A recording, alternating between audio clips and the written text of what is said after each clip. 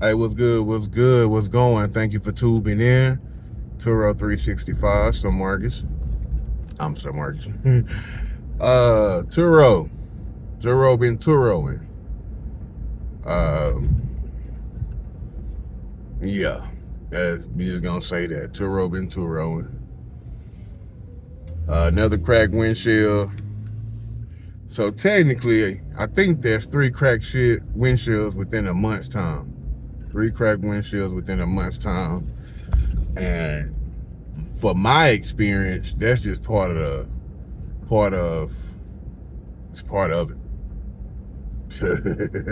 Easy way to say it, just seems like that's just part of it. Uh and I've had cracked windshields before, but guess, they paid for it. This time, nah, nobody want to take responsibility for it. Nobody want to pay for it. Three of them. Pretty much like $1,000 a piece, man. So once again, when you ask if Turo is worth it, it depends on who you are and how you see it. I guess I understand every business comes with risk, so I'm trying not to get too emotional about it. Let it affect me too much. It just is what it is. Yeah, cracked windshield. Man, not gonna be the last cracked windshield either. So if I'm gonna stay in this business or open my own rental car business as I'm pursuing and trying to do, it's just gonna be part of the program, part of the process. Just one of them byproducts, I guess. Speaking of getting the dealership off the ground, getting my own rental company off the ground, it's moving along slowly, moving along. Right now, for the past couple of days, while I really ain't been on here and uploading information and doing all that and content, I've been searching around, trying to find a dealership to lease. I done found some potentials, ranging from the price of, $6,000 a month plus. I think the cheapest I done found is like $650 a month, but you're not really renting. You really just renting a small space in a couple parking lots outside, because in Texas, for you to get your dealership license, you got to have a premise, a building. They got to have an office, internet, 2 chairs, and a telephone registered in the business name. And you got to have 5 parking spots to display your vehicles for sale. Cool. But then you got to go down to each city, wherever you want your dealership at in the city, and get a certificate of occupation. You know what I'm saying? So it ain't just about filing with the state. You got to make sure you in line with the county and the city too. You know what I'm saying? So I didn't really know that. Like, I'm 100 new to trying to start a dealership and a whole rental car company legally on my own. I knew I had to consider zoning and maybe go down and get some permits and some licenses, but I didn't know it was going to entail this and be so difficult. So once again, I done found potential spots from anywhere $4,000 a month plus to people only selling. So they only selling for $350. They only selling for $250. They only selling for $500,000, $500,000. I got some people who said they're owner finance, but they want like $20,000 down. And I got, like I say, other spots who just renting you out enough space and everything you need to make you legal so you can get your license. And they charge you, cheapest I've seen right now is $650. But the normal prices I've seen for that even service is like $2,500 to $3,500 a month. And it's just like I say, for me starting out a new dealership from scratch, a new rental company pretty much from scratch, I don't know if I want to just sign up for $4,000 a month plus for 2 years. So I'm gonna go another route with it and see what happens. Because I want everything to be legit. So I'm gonna keep the search going. I'm gonna think outside the box. I'm gonna take another approach. I actually gonna sit down with Old School tomorrow. Gotta know who Old School is, but it's a mentor of mine. I call him Old School. And see what he got to say and what approach we gonna take on it next. Cause I just don't want to make that big money commitment. I don't want it. Even if it's money just sitting there or money ain't a problem. I just, man, it's a big commitment to not know technically. I mean, I got faith and I'm gonna put in the work for the business to make the business work. But it's just like I'm trying to keep the overhead costs as low as possible too. You feel me? So I don't know. I'm gonna sit down and really contemplate which direction I'm gonna take, my next steps. Then I'm gonna go sit down with Old School tomorrow, my mentor, and just see what he got to say on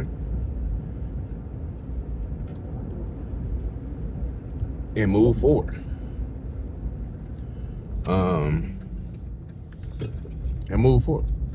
That's pretty much it. Trust the process, trust the system, and see what happens. I guess you would say we are in a slow time for Turo, right before the holidays. So November 1st is tomorrow.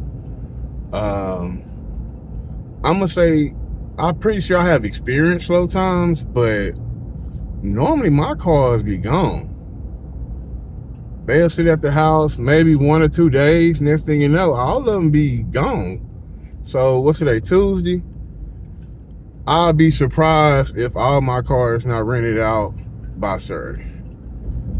Normally by Friday, really by Thursday and Friday, they gone. But I'm gonna say we're gonna see how slow it is, because somewhere inside my heart, I feel like the car is gonna get rented out starting on Thursday, Friday, Saturday. They're gonna keep it until Monday and Tuesday. And once again, some of this is just a luxury of being an all-star host and a power host. I get last minute bookings straight from Turo. So not only guess who looking for a ride and doing all that, I help Turo out by supplying them last minute save you. You know what I'm saying? I'm saving a day type trip. So maybe 1 or 2 of them will come through this weekend, but we're gonna see how slow November actually is.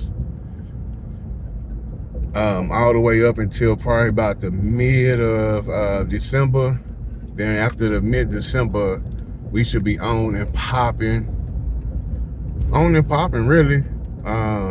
It might slow down a little bit between February and March. Might slow down again for a little bit. But April, May, June, July, August, September, hey, it pop for me. It be rolling. That's my experience in my short amount of time. But yeah, just kind of giving y'all an update. I really should be giving y'all a lot more content.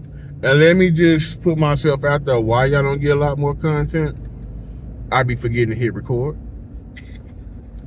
I literally just be forgetting to hit record, like taking pictures of myself and recording myself and talking about what I'm doing every day, and it's just not something I do. So I'm totally out of my comfort zone, and I just be forgetting to put the phone up and chime in on different situations and what I'm going through on a daily basis in this Turo life. I'm gonna try to get better and make it change my mind and change my habits to where I can start producing this content on a more regular basis. But I'm just being transparent with y'all. I'm not consistent because I'm not used to videotaping myself or posting or social media or really being in the public eye. I just be handling business, you feel me? Trying to make a way. That be my focus all the time, trying to make a way, trying to make moves. And I guess, well, let me be transparent again. It was brought to my attention today that I should be letting y'all see that. I should be letting y'all see the moves I make and talk about the moves I'm making, so y'all can understand my story. Also, you know, y'all can see what to and not to do. I'm almost say focus on what not to do, because hey, it is what it is. Turo is Turo, man. Turo is Turo. It ain't always easy. It can be very passive at times. Like one of my vehicles, my SUV, is actually on a month trip. So, you know, as long as there's nothing crazy happen, nothing go wrong, it's out there making me money for a month. You know what I'm saying? So how can you complain about that? That's pretty passive that you cleaned it up, gassed it up, did the maintenance, and it's gone for a month. My charger was out for 2 weeks or 11 days, 12 days, something like that. That's kind of passive if you ask me. That's pretty passive if you ask me.